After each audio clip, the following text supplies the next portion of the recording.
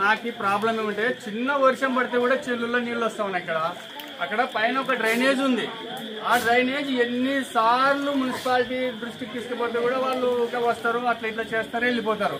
ఇక్కడ చూడండి మొత్తం ప్రతి సంవత్సరం పేదవాళ్ళు వాళ్ళు ఏదో కష్టం చేసి ఇంత ధాన్యం ఇంట్లో పెట్టుకుంటే ఇట్లా వస్తుంది నానిపోతాయి. ప్రతి సంవత్సరం ఇట్లా నష్టపోతున్నారు కదా. దీన్ని ఏదో కాలం మాకు ఆ చెరువులో నీళ్ళు రాకుండా మాకు ఇక్కడ పరిష్కారం చేస్తే బాగుంటుంది. వచ్చి చూసుకోవాలా.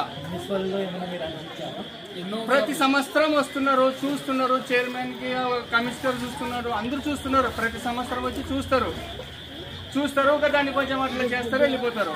కమిషనర్ దీన్ని పట్టించుకోవడమే లేదు. కమిషనర్ ఎక్కడో ఉంటాడు. మా పరిస్థితి ఇక్కడ పేదవాళ్ళు చూసుకొని దాన్ని మా చేనులలో నీళ్లు రాకుండా చేయాలి. మాకు శాశ్వత పరిష్కారం జొన్నలు నానిపోయినాయి, బియ్యం నానిపోయింది. ఫోన్ చూసుకుని నేను కింద పెట్టినాను, ఫోన్ కూడా పోయింది. ఫోన్ అయితే ఏంటికి పని వస్తుంది కదా నా ఫోన్. ఇంతకుముందు జరిగింది, ఇంతకుముందు 35,000. ఇప్పుడు ఫర్ ఎగ్జాంపుల్ నేను లెట్రిన్ గుంతలు క్లీన్ చేయించాలన్నా కూడా నా ఖర్చు సెప్టీ ట్యాంకర్ వచ్చిపోతే 4 గుంతలకే సుమారు 7,000 రూపాయలు ఖర్చు వస్తుంది. ఎన్నిసార్లు ఇబ్బంది అంటే ఇప్పుడు పగులని మేల్కొన్నాను కాబట్టి ఏదో సరిగ్గున్నాను.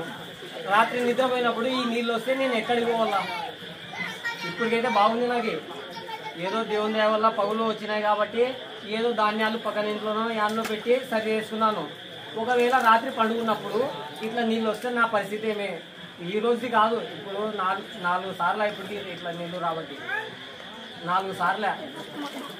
ప్రతి సంవత్సరం వస్తున్నారు నీళ్ళు. మాకు వర్షం వస్తే అక్కడ పొలాల్లో నీళ్ళు తీసుకొని మాకు ఆ పొలంలో నీళ్ళు రాకుండా దాన్ని డ్రైనేజ్ బాగా బలంగా చేస్తే బాగుంటుందని మేము వీళ్ళని కోరుకుంటున్నాం అంతే.